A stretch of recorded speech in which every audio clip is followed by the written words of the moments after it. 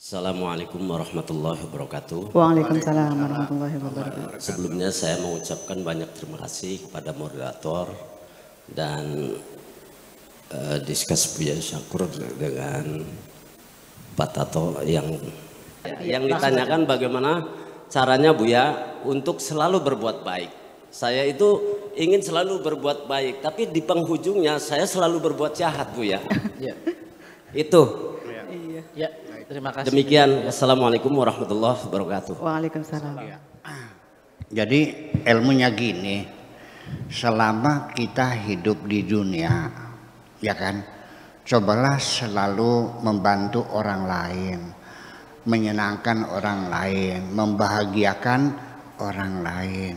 Yang susah kita bantu, yang lapar kita kasih makan, ya kan, yang sakit kita obati. Itu saja, sesuai dengan kemampuan yang engkau miliki. Andai kan engkau tidak mampu membantu orang lain, yang minimal tolong dong, jangan menyakiti orang. Ini batunya enggak menyakiti lagi. Ini pengalaman kemanusiaan yang saya sampaikan dalam puisi ini pengalaman kemanusiaan. Sehingga tidak mengenal beda agama, beda suku, kemanusiaan. Bahwa memutuskan pertunangan itu kasusnya hukum. Kalau Anda sudah punya mencintai perempuan yang sudah bertunangan, la yakhtubu ahadukum fi khitbati akhi. Jangan melamar perempuan yang sudah punya tunangan. Hukum Islam juga melarang. Haram hukumnya, kan begitu. Nah, dalam keseharian, kalau kamu itu baru sekedar pacaran, nembe demenan, ya kan, baru pacaran, putus nggak ada masalah. Tapi kalau sudah lamaran resmi, datang keluarga besar, bawa pasrahan, bawa baju, bawa uang, tukar cincin, itu urusannya hukum. Iya dong, nggak bisa kau putuskan begitu saja. Coba pakai perasaan. Andai kan perempuan itu anakmu, orang sudah dengar bahwa anakmu mau kawin bulan depan, iya kan, calonnya Pak Tato, contohnya, umpamanya. Orang sudah berita sudah tersebar kemana-mana, ya beras sudah dibeli, ya kan gitu, undangan sudah dicetak, tiba-tiba diputuskan sepihak dari pihak laki-laki, menyakitkan hati enggak? Itu bisa dituntut di pengadilan loh. Anda harus mengganti rugi, rasa malunya kayak apa? Nggak bisa, ini kasus hukum, kecuali kalau masih pacaran. Tapi kadang-kadang baru pacaran juga sudah menuntut macam-macam ya, apalagi sudah tunangan kan. Nah, itu persoalannya. Ini solusinya gimana? Ya sudah Neng, kalau betul engkau mencintaiku, kamu sudah tunangan, ya kembalikan aja dulu cincinnya, pasrahannya kembalikan lagi, berunding baik-baik, selesai kan. Ya paling-paling minta apa? Minta uang pesangon apa, denda, rasa malu. Iya. Berapa? Minta 100 juta ya, kasih 100 juta udah. Bentar kan gitu persoalannya. Nah itu saya kira ini pengalaman kemanusiaan yang saya sampaikan. Sekarang begini sajalah. Kalau Anda bertanya bagaimana caranya kita berbuat baik, saya nanya lagi, kenapa Anda tidak terdorong untuk berbuat baik kepada sesama? Kenapa? Kenapa hatimu beku melihat tetangga kesakitan, tidak mampu, nggak punya uang untuk berobat? Kenapa kau biarkan? Kok hebat banget kamu ya, tetangga merintih kesakitan, engkau bisa tidur nyenyak, hebat banget kamu ini. Kok hebat banget, kok bisa tidur nyenyak, tetangganya merintih kesakitan. Ya, akhirnya hati nuraninya tergugah juga. Ya Allah, kesian karena merintih mau melahirkan, nggak bisa keluar bayinya, Kata dokternya harus sesar, duitnya nggak ada. Akhirnya dia tergugah gitu. Sampai larut malam nggak bisa tidur. Mau nolong bagaimana? Biayanya 12 juta. Dia ingat ada 12 juta di laci, tapi itu untuk SPP anaknya lagi kuliah. Untuk UKT, sekolah kedokteran anaknya, itu 12 juta buat anaknya. Tapi tetangganya merintih kesakitan perlu disesar. Akhirnya bermusyawarah dengan istrinya. Bagaimana kita bantu? Kata istrinya, ngapain bang mikirin orang lain? Uang itu kan buat anak kita. Suaminya logis. Ini tetangga kalau tidak dibantu bisa mati.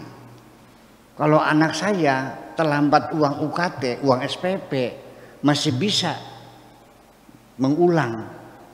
Betul nggak? Tidak akan mati anak tidak sekuliah. Tapi kalau ini tidak disesar bisa mati. Udahlah jangan mikir orang. Ku anfusakum wa ahlikum. Ya, lindungilah dirimu dan keluargamu aja dulu, orang lain belakangan. Itu ayatnya bisa dipakai begitu loh. Nggak usah melebar kemana-mana deh. Tetapi akhirnya dalam dialog panjang sampai larut malam tidak ada kesepakatan. Tetapi suami yang baik hati itu ternyata nggak bisa tidur. Secara diam-diam uangnya diambil dari laci dan diberikan kepada tetangganya. Nih uangnya silakan segera operasi, sesar. Ya, pagi hari istrinya bangun, buka laci uangnya hilang. Maling, maling, kata suaminya. Saya ambil tadi malam. Kau berikan tetangga? Iya. Kalau begitu aku yakin perempuan itu hamilnya dengan kamu. Betul nggak?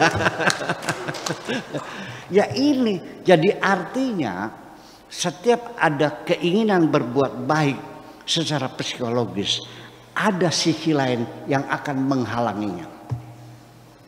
Ketika kita ingin berbuat baik, kita masuk ke analisis Sigmund Freud ya, antara id, ego dan super ego. Ini pertarungan antara ego dan id ini tidak pernah berhenti 24 jam. Ya, setiap kita ingin berbuat kejahatan juga ada yang menghalanginya. Jangan melacur. Kamu ini ustad, masa ustad melacur? Sekalipun ada juga ya. ya, ada juga. Kata setannya, katakanlah ego itu adalah dirinya dan id itu adalah setannya saja. Karena beda istilah. Jangan melacur, Bung. Sekarang musim penyakit AIDS. Ya. Kata saya tanya, ya ini kan di Surabaya, nggak ada orang tahu. Ya kan sekali-kali dong. Iya. Kemudian masalah ini kan bisa pakai kondom. Kata malaikatnya, kondom zaman sekarang banyak yang bocor. Kata setannya, ya didobel aja kondomnya. Kata malaikatnya, apa enaknya kondom double? Itu dialog dalam diri kita. Bisa saya tulis di atas kertas ini. Itu tidak pernah selesai. Jadi artinya dalam dialog itu seringkali kita menyadari bahwa dalam pergulatan yang dalam diri kita itu kita akan kalah. Ya, nafsu sudah menggebu-gebu. Karena perempuan itu cantik jelita, pahanya mulus, newcomer, pendatang baru. Masih 17 aja lagi. Ya, sudah nggak tahan. Nah, ketika Anda sadar, Anda akan kalah. Jangan pernah segan, jangan pernah malu. Tolong, panggillah Tuhanmu. Panggillah Tuhanmu. Ya Allah, tolonglah hambamu yang lemah ini. percayalah pertolongan akan datang. Maka ketika ingin berbuat baik juga sama. Apa saya ini mulus-mulus saja? Sama seperti kamu juga. Ketika mau nolong orang untuk beli obat anaknya yang sakit, 2 juta sudah saya pegang di kantong. Itu ditoel punggung saya tuh oleh setan tuh. Kok banyak banget sih, 2 juta kan 4 kintal. Iya, kalau nyumbang masih 1 juta juga cukup lah. Nawar juga loh. Saya bilang nggak ada urusan, ini uang dari Allah, ku sampaikan kepada hamba Allah, aku ini hanya kurirnya Allah, urusan apa dengan kamu? Ya udah katanya, ngalahkan saya tanya. Begitu saya kasihkan, ditoel lagi, ngasihnya nanti Buya Syakur, jangan sekarang, nanti kalau sudah tamunya banyak. Kalau sudah tamunya Banyak. untuk apa itu? Untuk menyelewengkan kan? Sama berbuat baik juga pertarungan, ada yang menghalangi. Setiap ketika kita berbuat jahat juga ada perlawanan ya, yang menghalangi juga. Disitulah kita itu menentukan. Itulah kita harus bisa menentukan mana yang harus menang. Kita yang punya kekuasaan untuk itu. Kalau kita tidak mampu, sekali lagi segera minta pertolongan kepada Allah Subhanahu wa Ta'ala. Kemudian ketika engkau berbuat baik, tolong apapun kebaikan yang kau lakukan, jangan terburu-buru mencatat sebagai pahala dalam daftar buku pahalamu. Tapi ini orang Islam banyak punya buku pahala loh. Ditulis sedekah di sini, masjid, musola, semuanya. Belum tentu. Dalam waktu yang sama, apakah itu kebaikan? Ketika datang pengemis yang berjalan bergetar, sempoyongan dengan langkah gontai, mungkin sudah nggak lama nggak makan, hatiku tunya, hatiku sedih, ingin kuberikan. Tetapi begitu saya dekati, apa yang bisa saya bantu Pak? Pak, tolong saya belum makan. Ya Allah, saya sedih. Saya ambil uang. Dalam detik yang sama, niat baik saya dirampok. Kenapa? Karena hidung saya mencium bau busuk dari pengemis itu. Akhirnya uang itu saya ambil seadanya. Ratusan ribu. Nih, sana. Saya sodako pengusir orang. Dalam detik yang sama. Jangan terlalu cepat menulis kebaikanmu sebagai dengan pahala. Belum tentu. Engkau bukan berbuat baik, tapi engkau mengusir pengemis yang berbadan busuk itu. Tahu nggak? Datang lagi Pak Tato nih, minta bantuan. Ya, untuk mengambil program S3-nya beruang dana sekian ya. Karena Pak Tato sebagai MC saya tiap hari, saya merasa berhutang budi, banyak jasanya, betul nggak? Maka uang 100 juta maka kecil lah saya bantu, kan gitu.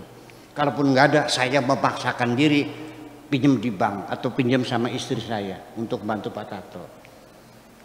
Apakah saya berbuat baik kepada Pak Tato yang membutuhkan, atau saya membayar hutang budi saya kepada Pak Tato? Mesti jelas dong, diklarifikasi dulu. Tidak semudah itu kita berbuat baik. Makanya tolong nanti di hari kemudian, tolong jangan bawa-bawa daftar pahalamu. Masih mending bawa daftar dosa-dosamu yang panjang itu, dan mintalah ampunan kepada Tuhan. Terima kasih.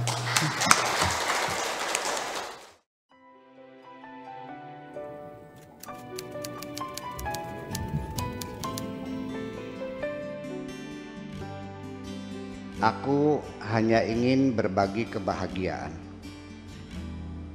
dan tidak menggurui siapapun.